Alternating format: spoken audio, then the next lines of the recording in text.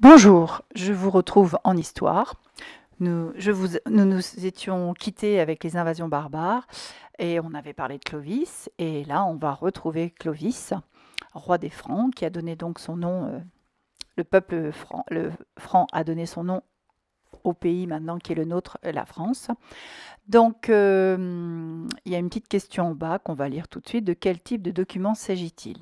Alors, on regarde le titre, les dynasties du Moyen Âge, frise chronologique découverte. Donc là, on a la réponse. Alors, une frise chronologique, c'est une droite graduée. Là, elle est graduée tous les 10 ans. Et donc, voilà, j'ai la réponse. Donc, les graduations correspondent à des années. Donc là, donc, ça donne des informations sur des personnes qui ont vécu entre l'année 400 et l'année 1150. Alors là, c'est même plus que vivre, puisque ce sont quand même des personnages importants de l'histoire de France. Donc là, on voit Clovis, et puis ensuite des noms qu'on connaît. Pépin le Bref, Charlemagne, ah, ça doit quand même peut-être vous dire quelque chose, et Hugues Capet. Donc, de quel type de document s'agit-il? On va regarder la réponse. Il s'agit d'une frise, et moi je préciserai même d'une frise chronologique. Ça veut dire que à gauche, c'est le plus ancien, et tout doucement, vers la droite, on se rapproche de nous, de l'année 2000, puisque ça commence à 400, 1100, et si on continue, on arrive à 2000. Nouvelle, donc là, on nous demande que nous apprend ce document. À votre avis, regardez bien, donc on a des dates au-dessus des personnages. On a 3 couleurs différentes.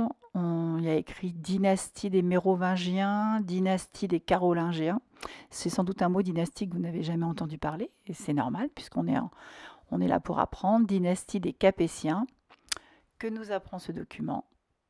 La réponse, ce document nous apprend que plusieurs dynasties se sont succédées au Moyen Âge. Voilà. Donc il y a d'abord eu la dynastie des Mérovingiens. Ensuite, qu'est-ce que ça peut vous vouloir dire? Regardez bien. Alors faites attention, dans la bande verte, oui, verte, vous avez Clovis. C'est le seul personnage qui fait partie de la dynastie des Mérovingiens. Parce qu'en fin de compte, Pépin le Bref, si vous regardez bien, il a un trait dans le orange. Donc, il commence la dynastie des Carolingiens. Sa photo, elle est sous la bande verte, mais il fait bien partie de la bande orange. Pépin le Bref, ensuite Charlemagne. Et là, après, vous avez une bande grise qui commence à Hugues Capet. Tiens, Capétien. Tiens, c'est bizarre. Non, pas du tout. On verra tout à l'heure. Donc voilà, il y a eu plusieurs dynasties. Alors peut-être que vous voyez, Pépin le Bref fait partie de la même dynastie que Charlemagne. Alors, on continue. Donc là, on va vous demander, qu'est-ce qu'une dynastie? Bien oui. Alors, pour vous aider, je dirais que Pépin le Bref est le père de Charlemagne. Peut-être que ça va vous aider. D'accord. Donc, si on regarde, ils ont des couronnes sur la tête, ils ont l'air d'être des personnages très très importants. Ben, je vais vous dire, ce sont des rois. Ce sont donc les premiers rois de France, ou même empereurs, parce que Charlemagne a été empereur. Donc, qu'est-ce qu'une dynastie? Ben, en fin de compte, c'est une famille de rois. Alors, une dynastie est une suite de rois appartenant à une même famille. Donc, moi, en classe, je dis souvent, c'est une famille de rois, puisqu'ils devenaient rois de père en fils. Alors, ça veut dire que s'il y a eu 3 dynasties, c'est qu'à un moment, pour la dynastie des Mérovingiens, ça s'est arrêté. Le dernier roi des Mérovingiens, son fils n'a pas été roi. Et puis pour les Carolingiens, c'est pareil, il s'est passé quelque chose. Donc sinon, ce serait la même dynastie pendant très très longtemps. Nouvelle question, combien y a-t-il de dynasties? Bon, ça, c'est facile. Hein. D'accord, vous en avez 3. Et quels sont leurs noms? Eh bien, c'est écrit, les Mérovingiens. Alors, entraînez-vous à les lire, à les dire, parce que moi, je l'ai dit, mais vous, il faut que vous les lisiez aussi. Carolingiens et Capétiens. Selon vous, quelles peuvent être les raisons d'un changement de dynastie? Alors là, pourquoi est-ce que la dynastie des Mérovingiens n'a pas duré aussi longtemps. Donc on en a parlé en classe, on s'est posé des questions. Donc certains enfants ont dit, ben, en fin de compte, ils n'ont pas pu avoir de nouveaux enfants, d'enfants. Donc il a fallu qu'il y ait quelqu'un d'autre qui devienne roi. Alors je leur ai répondu que des fois, quand le roi n'avait pas d'enfant, il avait toujours un neveu ou quelqu'un de la même famille ou un cousin qui pouvait devenir roi à la suite. D'accord? Donc ça n'est pas la seule. Ce n'est pas la seule raison. Il y a un autre enfant a dit, bah, c'est aussi parce que des fois, il a pu être tué et donc il n'avait pas eu d'enfant encore. Et puis, ben voilà. Donc effectivement, on voit quand même que l'histoire de France, elle est quand même... il y a quand même pas mal de guerres, d'assassinats, voilà. Donc effectivement, peut-être que c'est ça aussi. Donc moi je le sais, mais je ne vous dirai pas pour le moment. Alors la réponse, eh bien, c'est visionner la leçon animée Les dynasties du Moyen Âge, où vous allez tout savoir. Allez, je vous laisse avec le film. Les dynasties du Moyen Âge. Au 5e siècle, alors que l'Empire romain s'effondre, la Gaule est envahie par des peuples dits barbares, des Visigoths, Burgondes, des Alamans et des Francs. Très vite, les Francs cherchent à étendre leur domination. Clovis, leur chef de guerre, combat vaillamment pour agrandir le royaume.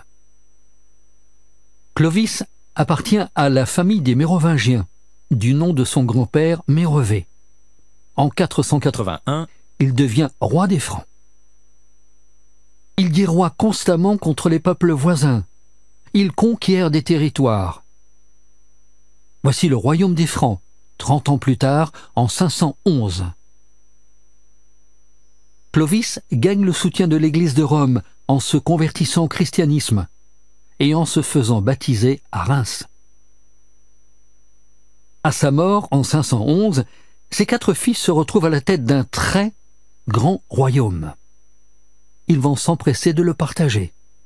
Mais leur dispute incessante engendre une période de troubles violents. Le pouvoir est affaibli et revient finalement au personnage le plus puissant du royaume, le maire du palais, Charles Martel. En 751, le dernier roi mérovingien est remplacé par le maire du palais de l'époque, Pépin le Bref, qui se fait rapidement élire roi des Francs. C'est ainsi que s'installe sur le trône une nouvelle dynastie, celle des Carolingiens. Elle tire son nom du plus célèbre de ses rois, Charles le Grand, en latin Carolus Magnus, que nous connaissons sous le nom de Charlemagne. Charlemagne règne pendant presque 50 ans. Il installe sa capitale à Aix-la-Chapelle et cherche par tous les moyens à agrandir son royaume. Pour cela, il mène des guerres continuelles. En l'an 800, il se fait couronner empereur d'Occident par le pape. À la mort de Charlemagne en 814, l'empire carolingien revient à son fils, puis à ses 3 petits-fils. Mais hélas, ils se disputent l'empire. Ils entrent en guerre et s'affrontent durant 30 ans. Enfin, en 843, ils trouvent un accord et signent le traité de Verdun. Mais en partageant l'empire de Charlemagne, les Carolingiens perdent leur puissance. Quand le dernier roi carolingien meurt, sans héritier, c'est au sein d'une assemblée de grands nobles qu'est choisi Hugues Capet pour être le nouveau roi. Il est le premier représentant de la dynastie des Capétiens.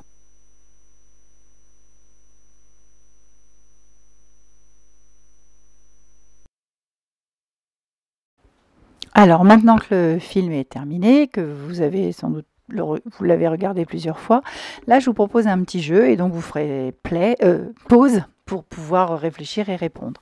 Alors donc, la consigne, associe un personnage à chaque proposition. Donc vous avez Clovis, Charlemagne et Hugues Capet. Donc chaque représentant de chaque dynastie, on va dire. Alors, première question. Il devient roi des Francs en 482. Donc vous mettez sur pause et vous réfléchissez. Donc moi, je vais vous dire que c'est donc Clovis. Deuxième question. il installe sa capitale à Aix-la-Chapelle. On en parle dans le film. Donc vous mettez sur pause. Donc c'est Charlemagne. Troisième, il se convertit au christianisme et se fait baptiser à Reims. Ça, c'est pareil, dans le film, on en parle. Vous mettez sur pause pour bien vous rappeler. Donc là, moi, je vous donne la réponse, c'est Clovis. Voilà. Après lui, ses descendants régneront de père en fils. Alors, en classe, là, il y a eu des petites hésitations. Donc, vous mettez sur pause, vous réfléchissez. Donc, moi, je vous dis, c'est Hugues Capet. Et dernière question, très facile, il appartient à la famille des Carolingiens. Vous mettez sur pause pour bien le dire. Et là, moi, je vous donne la réponse, c'est Charlemagne. Voilà. Et donc, on a tout bon, c'est bravo. Voilà, vous avez terminé. Donc maintenant, vous avez à prendre la fiche où vous avez les dynasties avec des petits drapeaux. Il faut écrire le nom des différents rois et colorier d'une certaine couleur. Allez, je vous laisse et je vous dis bon travail.